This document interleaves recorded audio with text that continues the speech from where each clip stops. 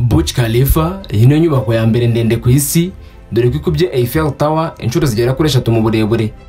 Ndetse muri kino kiganiro kigufi tugiye kwigarukaho, kuko turi buze kukubwira uburyo ino nzu ndende ya mbere ku isi yuzuye itwaye arenga miliyari 1.5 y'amadolari, ariko kandi buri mwaka ikaba yinjiza arenga kuri ayo ngayo.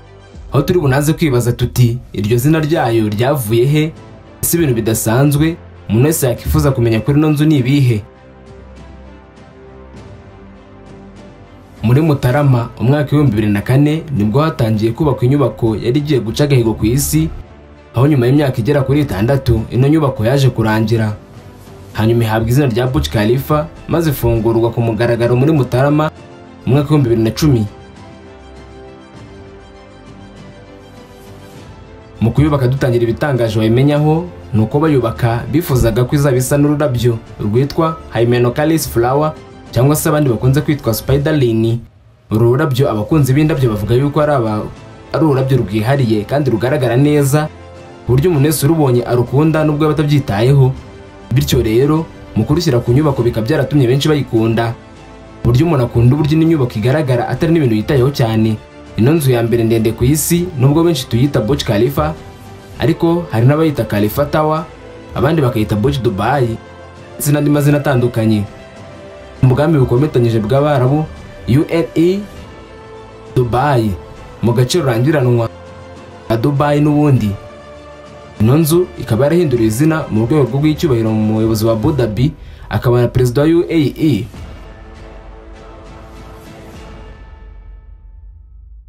Ushobora kwibaza ngo ino nzu ko yaciye kuba iya mbere ku isi ifite metero zingahe? Mbere yuko iba iya mbere ku isi yahoze ari iya mbere yari iyihe?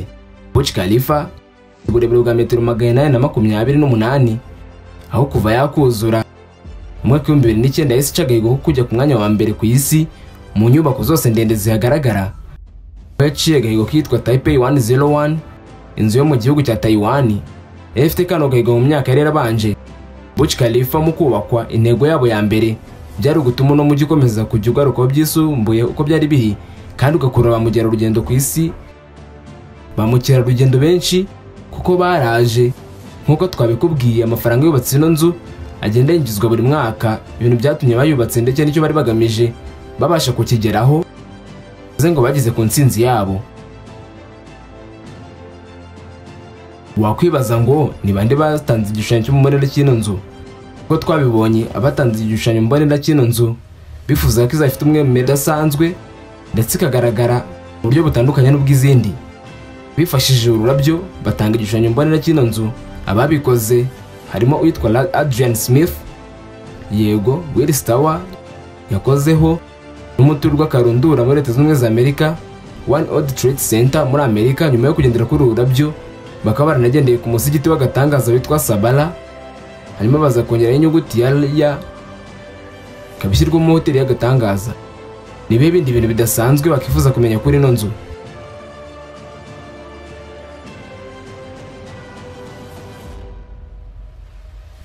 Esanseri cyangwa se elevator muri ino nyubako n'ibindi bindi, dore ko bwa mbere turi buhere kukubwira ko izigaragara muri ino nyubako ari 57.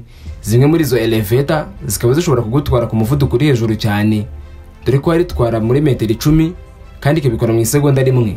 Ibyo rero bikaba bituma asanseri zo muri Burj Khalifa ziza mu za mbere zihuta cyane kurusha izindi zose ku isi.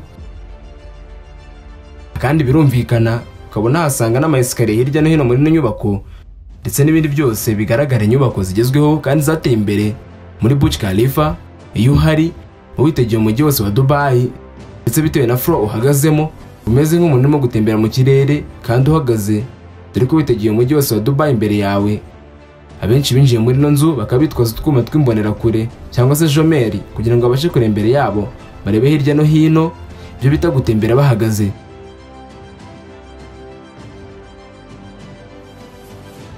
Uretse ko ino nzu yaciye agahigo kuba ariyo nyubako ya mbere nini ku isi, ikindi kintu gitangaje wayimenyaho nuko iyo nariyo kintu gihagaze kidafite ikindi kintu gishingiyeho, ibyo benshi bita freestanding building.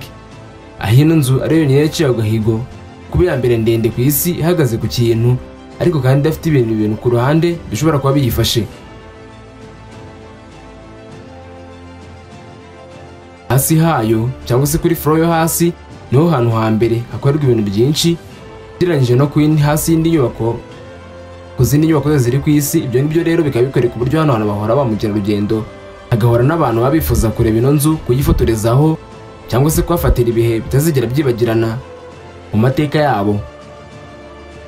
Burj Khalifa ifite parikingi cyangwa se ahantu haparika imodoka hagera ku 2957, aho rero imodoka zingana gutyo arizo zishobora kuba zaparika ahangaha.